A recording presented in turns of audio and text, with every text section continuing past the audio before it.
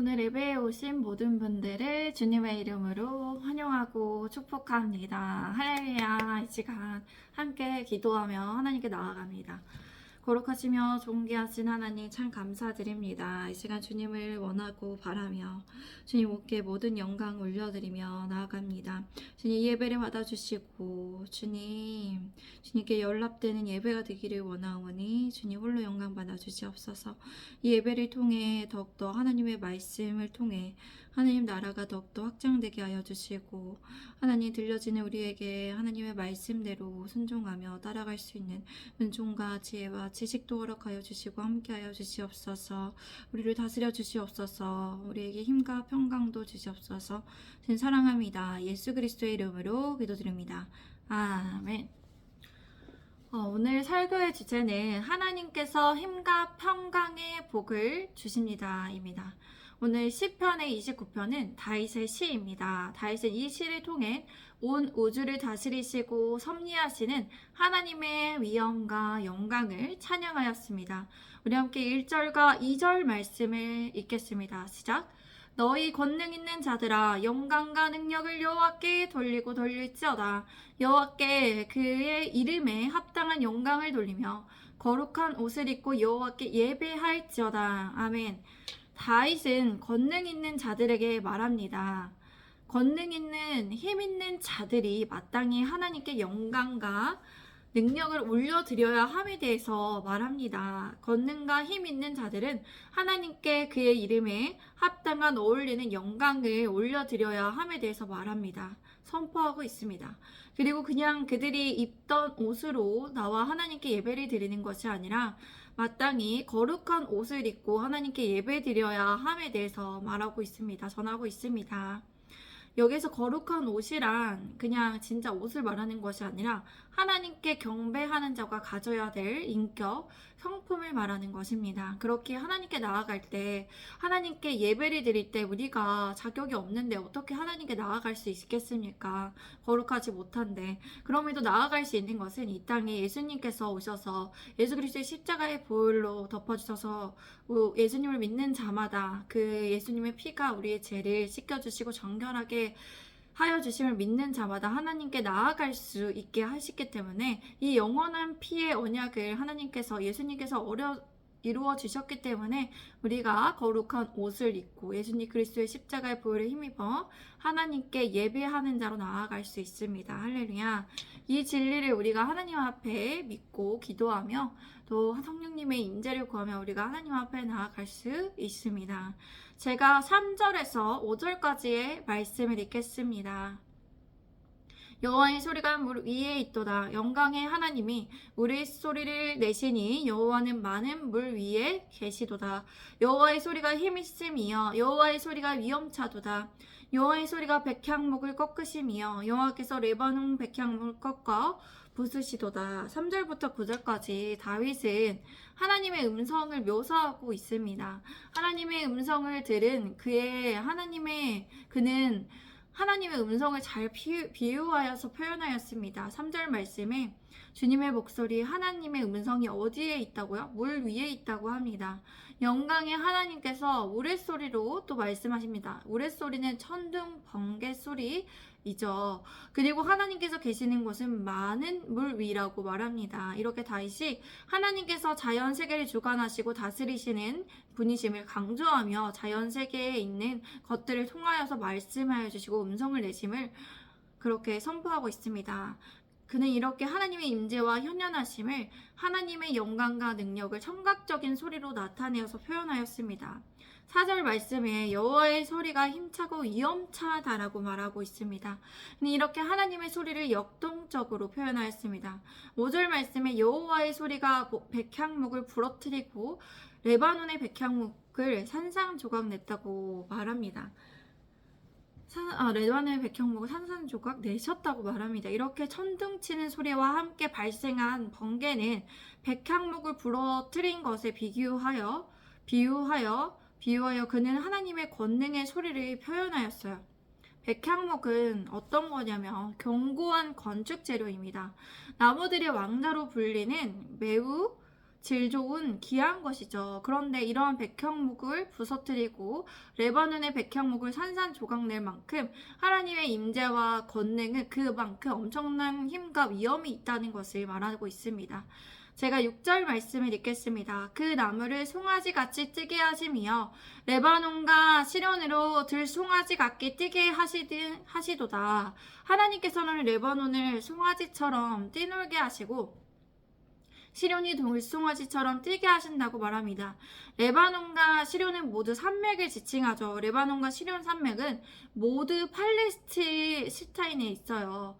그 중요한 위치에 있는 곳인데 이것에 그 높이에 있어서 서로가 쌍벽을 이룰 정도로 웅장한 산들을 말합니다.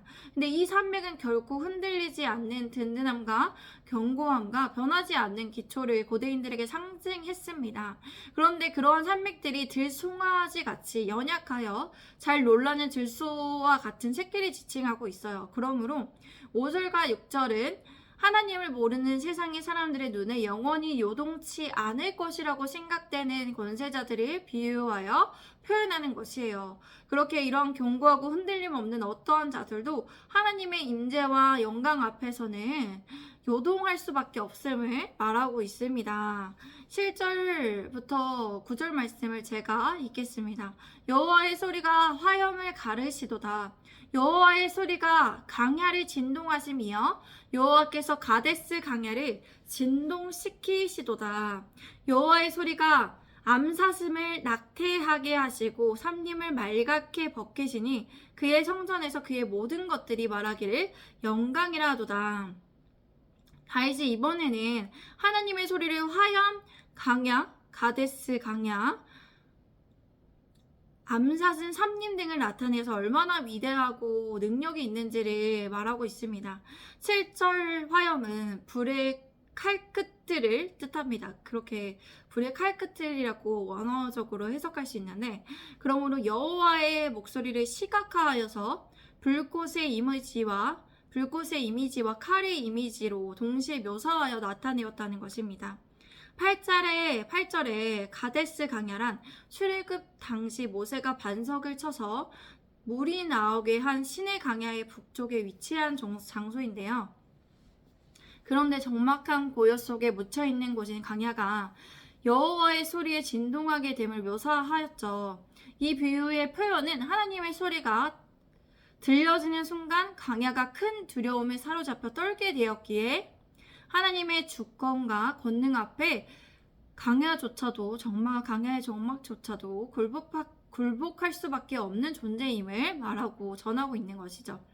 9절에 암사슴을 낙태하게 하다라는 이 표현을 원어적으로 제대로 해석하면 낙태하다라는 표현보다 새끼를 벤 암사슴이 내성에 놀라 이리저리 뛰어다니다가 조산을 하다라는 뜻이에요. 또한 삼림을 말갛게 하다는 것은 삼림의 황폐화를 가리킵니다. 삼림은 모든 동물들이 살아가는 터전이죠.